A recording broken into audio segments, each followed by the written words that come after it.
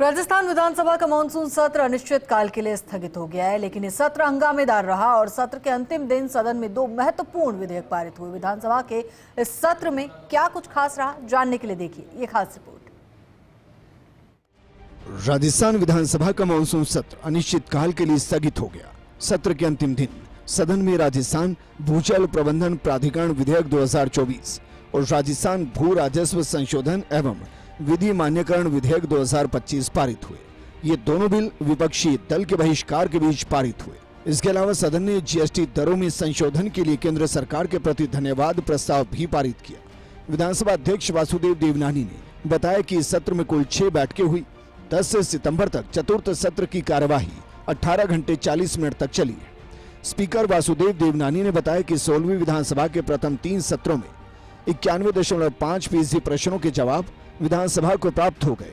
प्रथम सत्र में 2098 में से 2073 प्रश्नों के उत्तर विधानसभा को प्राप्त हो गए। प्रथम सत्र में कुल 59 प्रस्ताव प्राप्त हुए, जिनमें से सभी के उत्तर प्राप्त हुए।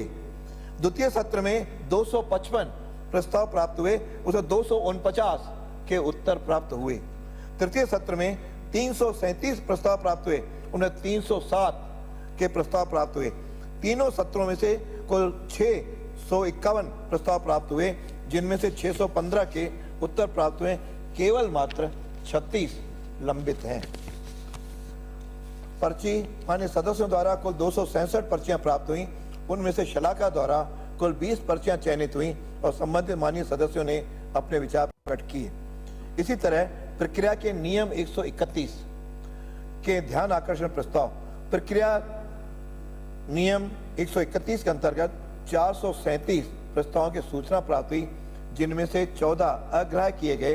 राज्य सरकार की तथ्यात्मक जानकारी के लिए 402 प्रस्ताव प्रेषित किए गए, जिनमें से 17 प्रस्तावों के उत्तर प्राप्त हो चुके हैं। इस सत्र में राजस्थान विधि विरुद्ध धर्म संपरिवर्तन प्रतिषेध विधेयक 2025, राजस्थान भू जल संरक्षण एवं प्रबंधन प्राधिकरण विधेयक 2024, राजस्थान आयुर्विज्ञान संस्थान जयपुर विधेयक 2025, मत्स्य क्षेत्र संशोधन विधेयक 2025, भू राजस्व संशोधन बिल समेत प्रमुख बिल सामने आए। वहीं मानसून सत्र में विपक्षी अधिकांश समय वेल में रहा। विपक्ष ने धरना दिया और प्रदर्शन भी किए। आखिरी दिन में सदन का लगभग विपक्ष ने बहिष्कार ही किया।